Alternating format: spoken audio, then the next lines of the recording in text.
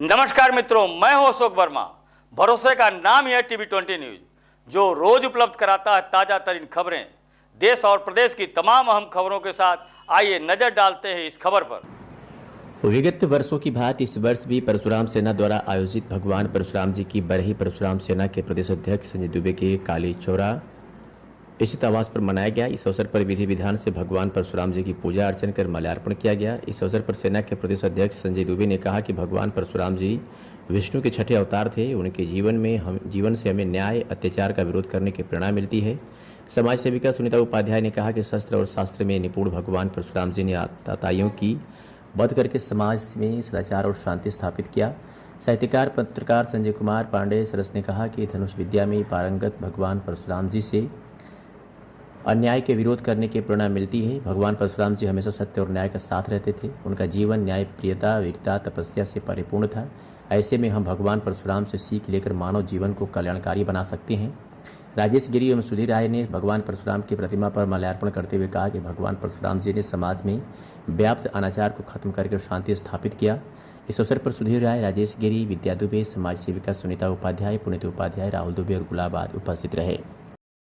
आइए सुनीता जी से बात करते हैं। सुनीता जी, आज भगवान परशुराम जी की बरही मनाई गई और मैं देखता हूँ बड़े रुचि के साथ हर कार्यक्रम में आप भाग लेती हैं, सामाजिक कार्यक्रम में, महिलाओं के कल्याण के लिए। आज का कार्यक्रम सुनीता जी क्या रहा है?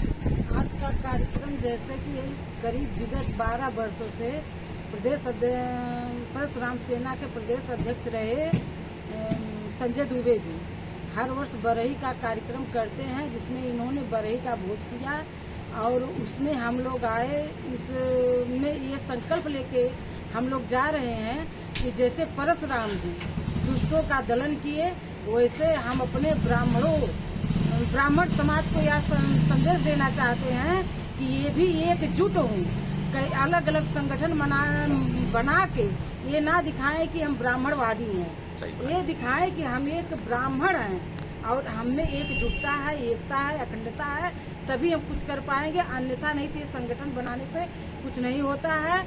करीब 15 साल से संजय दुबे जी इस बरही कार्यक्रम को मनाते हैं, जिसमें हम सुनीता उपाध्याय, संजय पांडे जी, सुधीर राय, राहुल दुबे, विद्या देवी, पुनीत उपाध्याय, गुलाब यादव और सुधीर राय आदि बहुत लोग उपस्थित रहे। सुनीता जी, आखिरी सवाल ये है कि मैं देखा हूँ कि आप बराबर सामाजिक रचनात्मक कार्यक्रमों में भाग लेती है। प्रेरणा आपको कहाँ से मिली?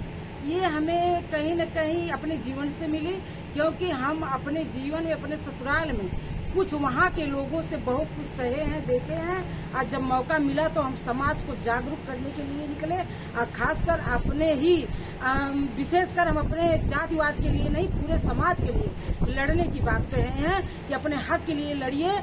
और जहाँ दब्बू होते हैं वहाँ जुल्मी पनपते हैं। इसलिए अगर आपके खिलाफ अत्याचार होता है, आपके अगल बगल के खिलाफ अत्याचार होता है, तो आप हर संभव कोशिश करिए, उस अत्याचार को मिटाने की कोशिश करिए, ना कि बढ़ाने की कोशिश। बहुत बहुत धन्यवाद। आज का कार्यक्रम क्या रहा है? हम लोग हर वर्ष जो है भगवान परशुराम जी की बरही मनाते हैं और उनकी पूजा अर्चन करते हैं, प्रसाद वितरण करते हैं।